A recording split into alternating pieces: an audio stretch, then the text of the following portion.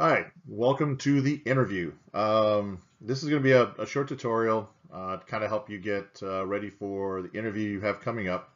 We'll go over the rules and to give you some suggestions and some final thoughts on how the interview should go. I'm going to try to keep this down to about 5 minutes. So let's get going. You're going to receive an email prior to each day. I keep the session open for the entire block, so if there's a 7 o'clock and then an 8:30, the session will be open from 7 o'clock to 8:30. We have two different conference bridges that we can use.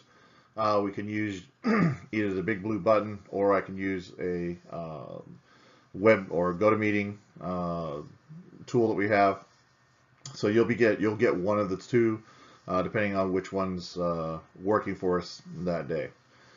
There's gonna be a brief question and answer period between me and you prior to your beginning your interview. Try to log in about 5 minutes early. That way, if you get any technical issues, we can try to get them worked out before your interview.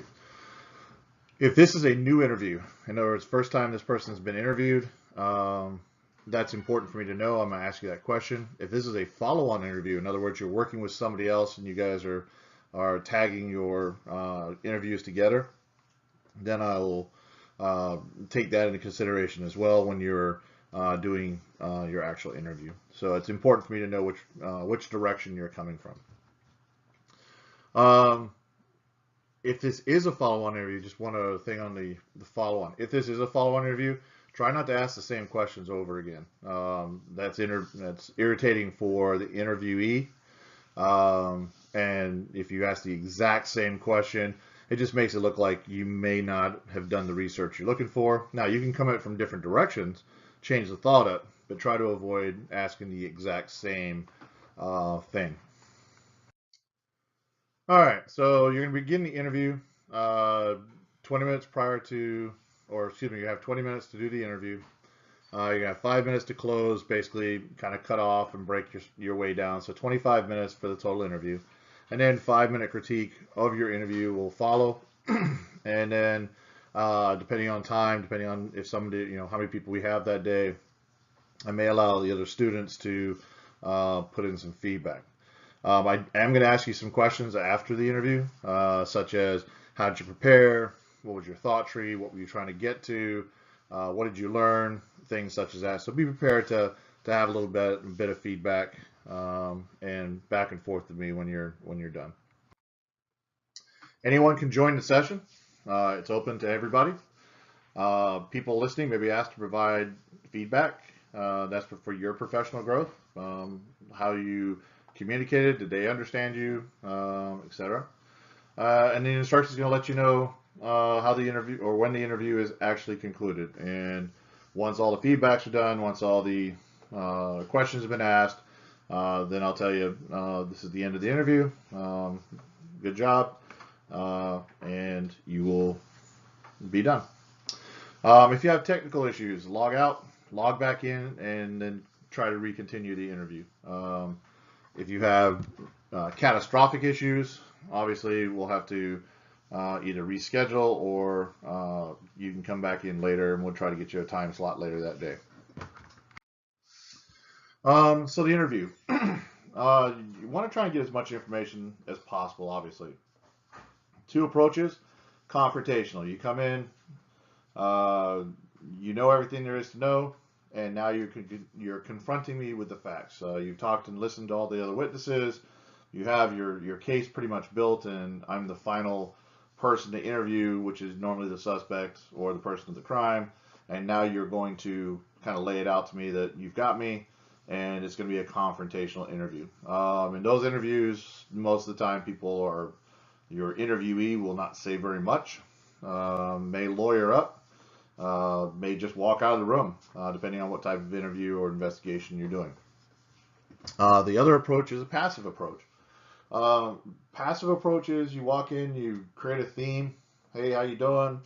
Did you watch football this weekend? Are you a football player? You build something or rapport. So you need to know a little bit about the person that you're interviewing. For example, you have the astronaut. You may come in and say, "Hey, I was watching that new Mars episode that came out. You think that really we're really going to get to Mars?" Now that's gonna take about a 2 minute conversation, but it's going to build a theme between us. So now we're talking more. You've got him talking or her talking. You're opening them up, and it's becoming more productive. Listen, listen, listen, listen. The more you listen, the more you learn. The smartest person in a room is the person that's not talking. It's honestly, you're there to listen to this person tell you what happened. Okay, and that's where you're gonna learn. You can talk all day long, but you're not gonna learn anything. Have a plan. Know what you're looking for. If you're going in to figure out the email that was sent from the Popsy email server, for example, if that's really what you want to get, or if there's some other information you want to get, lay those things out. What are your strategic goals? What are your sub goals? Where do you want to take this to? What's your motivation, your intent that you're trying to build that I would have to commit this type of crime, using your choice theories and going back through the theories. Think about why someone does what they do. What's going to be the catalyst to make me, these are all senior people, so what's going to be the catalyst to have one of those people throw away their career for a quick monetary reward? Build out a question tree. Question tree is nothing more than you going through and kind of doing a skeleton outline of the questions you're going to ask and the order you're going to ask them in, and then just kind of look at your order of your questions and make sure it makes sense, make sure it flows, make sure you have a logical sequence that goes in place. Make sure that you are not asking the same thing over and over again. It keeps you on track, but don't make it so hardened of a plan that you can't deviate if you need to. Listen for new information.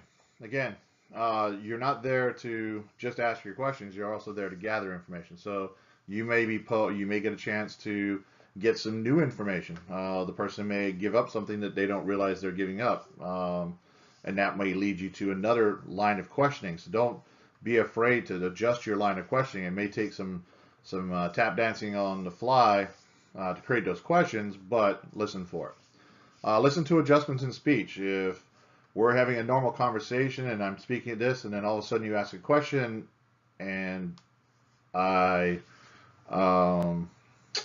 start not forming my sentence as clearly. Well, what I'm doing is I'm thinking through how I'm going to answer that, and I'm thinking and I can't speak and think at the same time normally when you're trying to come up with something to get away with. So watch for adjustments in speech. If you get an adjustment in speech, that's interesting. Listen for tone, excited tone, monotone.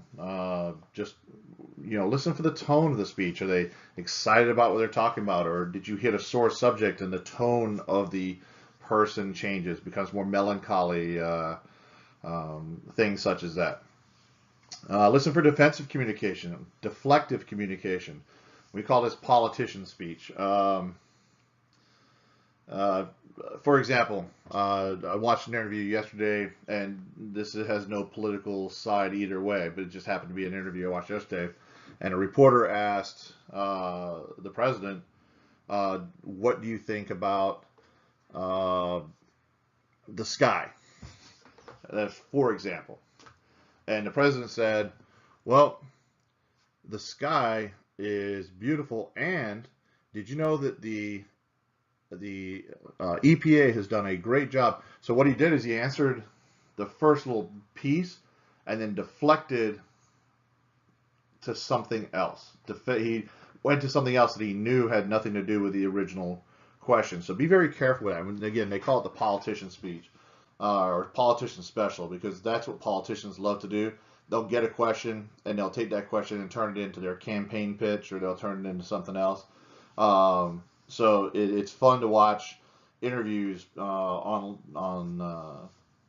in the political stakes, you actually learn a lot about interviewing by watching those politicians, left and right, center, all across the board. That's why they call it the politician special. Don't get frazzled. Don't get caught up in your questions. Be flexible. If you ask a question and you get a negative response, or the person you're interviewing starts taking over the conversation or leading you somewhere else, don't get frazzled with that. Just take more control.